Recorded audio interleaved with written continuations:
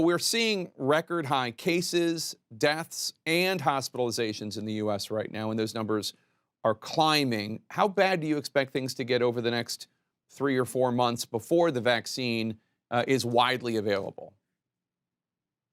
Well, sadly, the next 4 to 6 months could be the worst of the epidemic. The IHME forecast shows over 200,000 additional deaths. If we would follow the rules in terms of wearing masks and not mixing, we could avoid a large percentage of those deaths. So, in the near term, it's bad news. You've been sounding the alarm on the threat posed by infectious diseases and pandemics for years. Even in your wildest dreams, did you think it would ever get this bad in the United States? No, I thought the United States would do a better job handling it. Overall, when I did the forecast in 2015, I talked about the deaths potentially being higher. So this virus could be more fatal than it is. We didn't get the worst case.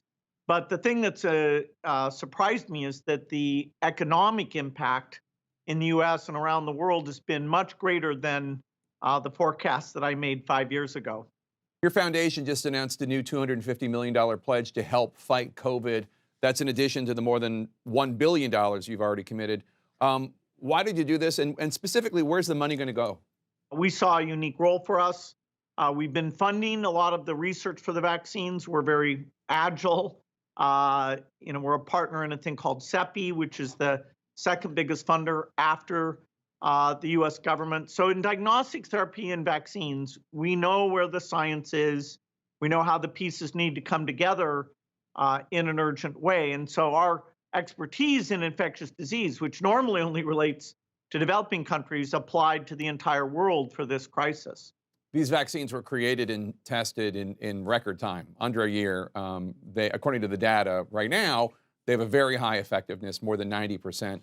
How much credit for the success do you think Operation Warp Speed and President Trump deserve?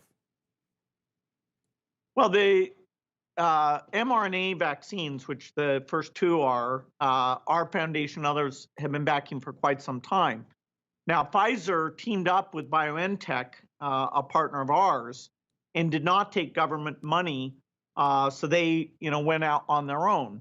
Moderna got money before there was an Operation Warp Speed, back when it was the just called BARDA, and that money did help them take a risk because they're not a large company, and they got help on some of their trials work. So the U.S. R&D funding, which had been there for pandemics well before this administration, that was a contribution greater than any other country. President Trump signed an executive order that he says prioritizes distribution of the vaccine to Americans before it goes to people in other countries. It's not entirely clear how the order will achieve that. But what do you think of that strategy, that approach, that everyone in the United States should be vaccinated first, and then the U.S. should pivot, or these private companies should pivot to helping the rest of the world? Well, I think we need to help all of humanity here. We want the world economy to be going. We want to minimize the deaths. And, the basic technology is a German company. And so blocking international sharing and cooperation has been disruptive and a mistake during this entire pandemic. So we need to ramp up the capacity of all the vaccines. There will be some additional ones approved in the months ahead that are easier to scale up the manufacturing.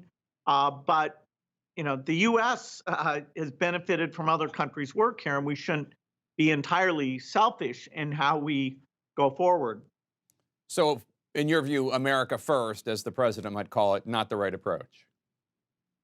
Well, the extreme idea that everybody should die until we have the very last American vaccinated, that's hardly the appropriate response. Do you think one of these vaccines is better than the other? No. The data on Moderna and Pfizer look very similar. Other vaccines are likely to be about the same. Even the AstraZeneca, where there's a little bit of confusion about the numbers. It prevented severe disease in a very dramatic way. And so I'm super happy with all of these vaccines. A new Pew Research poll out last week showed that only 60% of the American people say they intend to get vaccinated. That includes less than half of Black Americans. How worried are you about the reluctance of Americans to take a vaccine, particularly among minority communities? I think we have a real communications challenge that you've got to find out who do people trust, make sure they've got the data. I hope as people see it being this vaccine rolled out and reducing the death rate, reducing transmission to people you care about, that 60% number will go up. You know, for some jobs, like working in a nursing home, the government could decide that it's important for those people to be vaccinated because that'll save a lot of lives. And so the track record will be developed, and I think we'll get over the 70% that should reduce the transmission dramatically. President-elect Biden joined with former Presidents Obama and Bush and Clinton, suggesting that they would all take the vaccine publicly. Are you considering doing the same? No, I'll do the same. When it's my turn, I'm not going to budge. But when my turn comes up, I will visibly take the vaccine because I think that it's a benefit to all people to not be transmitting. Are you at all concerned about the wealthy and well-connected being able to get access to a vaccine before it's their turn, before most other Americans? You know, it should be based on medical need, not wealth at all. After all, this epidemic has been awful in the way that it's exacerbated inequities. It's been worse for Hispanics, worse for Blacks, worse for low-income service workers, multi-generational households, a number of things that mean that in terms of picking who gets the vaccine, we better be using equity to drive all those decisions. More than 30 million people in California are right now under brand new stay-at-home orders as hospitals there risk being overwhelmed.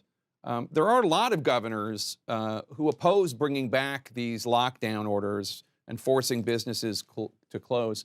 What do you think? Do you think more states need to consider taking that kind of drastic action and the kind of drastic action we saw when the pandemic first began, or can there be a more nuanced approach? Well, certainly mask wearing has essentially no downside. They're not expensive. Bars and restaurants in most of the country will be closed as we go into this wave. And I think, sadly, that's appropriate. Depending on how severe it is, the decision about schools is much more complicated because the benefits are pretty high. The amount of transmission is not the same as in restaurants and bars. So, trade-offs will have to be made. But the next 4 to 6 months really call on us to do our best, because we can see that this will end, and you don't want somebody you love to be the last to die of coronavirus. When do you think life will fully return to what we thought of as normal back in January? No masks, no social distancing, no other protective measures necessary. Certainly by the summer, we'll be way closer to normal than we are now.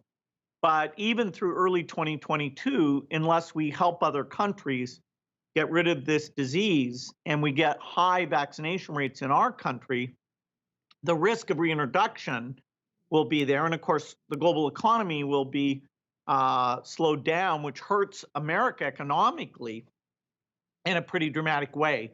So we'll have, starting in the summer, about 9 months where a few things like big public gatherings will still be restricted. But we can see now that somewhere between 12 to 18 months, we have a chance, if we manage it well, to get back to normal.